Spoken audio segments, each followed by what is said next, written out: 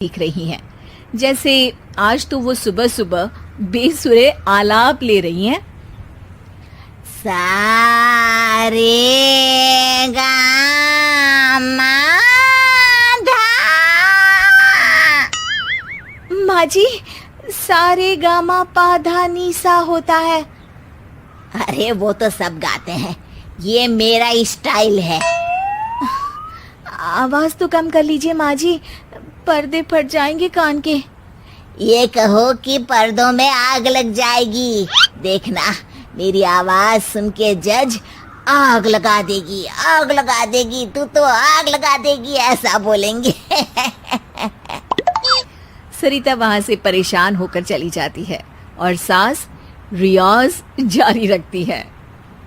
सा रे गा ओ, सा रे नाचो। तभी बाबूजी दुकान से लौटते हैं।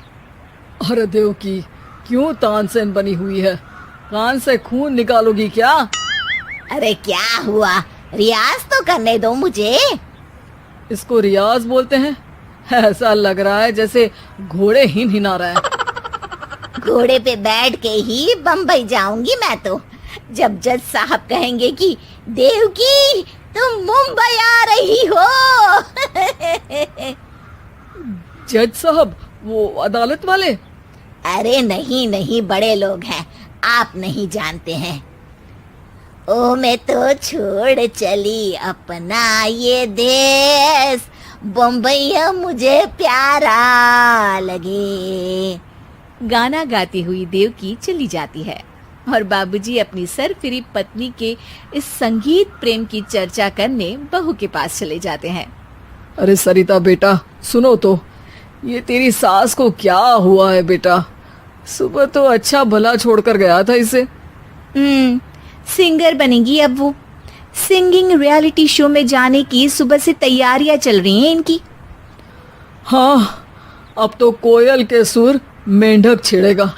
हे भगवान, सद्बुद्धि दो इसे।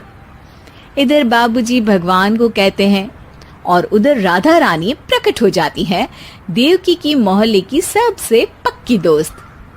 क्यों री देवकी, काहे इतना गला फाड़ रही है? कोई चीखने चिल्लाने का कंपटीशन है क्या? अरे ये देख, नया सिंगिंग शो, मैं भी गाऊंगी, हिंदुस्तान के दिलों की धड़कन बनूंगी। अरे इतना बेसुरा गा के दिलों की धड़कन नहीं, दिलों का अटैक बन जाएगी। इससे तो अच्छा है कि नाच ही ले। वैसे भी दिन भर मोहल्ले में नाचती तो रहती है तू, कभी इसके घर कभी उसके घर। देवकी को समझ में आ जाता है कि उसका गाना किसी को पसंद नहीं आ रहा। अगले दिन सरिता देखती है कि सास पैरों में घुंघरू बांध के नाच रही है। अरे माँ जी, क्या मंजुलिका बनी हुई है आज आप? अरे नाचने दे बहू, जब तक है जान जाने जहां मैं नाचूंगी। अरे माँ जी, अभी जान निकल जाएगी इतनी जोर से नाचेंगी तो। अरे अरे क्या कर रही हो? अरे दिख नहीं रहा, डांस कर रही हूँ। अरे जैसी तुम्हारी हरकत है, तुमको तो नागिन डांस करना चाहिए। वो भी करूंगी, भांगड़ा भी करूंगी, देखना जज मुझे देख के स्टैंडिंग ओवेशन देंगे। हाँ, स्टैंडिंग ओवेशन तो देंगे ही, ताकि खड़े होकर वहां से भाग सके तुम्हारा डांस देखकर। अरे कुछ ढंग की चीज करो, ये रोज क्या नया शुरू कर देती हो? सास को लगता है कि उसका डांस का सीन भी बिगड़ गया। अब वो टीवी देख के कोई और कलाकारी ढूंढने लगती है। तभी उसे टीवी पर खतरों के खतरनाक खिलाड़ी शो दिखता है, जिसमें लोग अलग अलग स्टंट करते हैं। बस देवकी को नया काम मिल जाता है। अगले दिन सुबह देवकी डंबल लेकर कसरत करने लगती है। माँ जी, ये क्या कर रहे हैं आप? अरे खरी जैसे बनकर खलबली मचा दूंगी। कल मैंने खतरों के खतरनाक खिलाड़ी देखा और सोच लिया कि मुझे वही जाना है। हाँ बस। तभी वहाँ बाबूजी भी आ जाते हैं। अरे इतना भारी डंबल, अरे गिर मत जाना कहीं लेकर। अरे चुप करो, तुमसे कुछ नहीं होता इसका मतलब ऐसा नहीं कि मुझसे भी कुछ नहीं होगा। मैं तो खतरों के खतरनाक खिलाड़ी में जाने वाली हूँ। हाँ, मैं तो इस शो में तभी गया था जब तुमसे शादी हुई थी।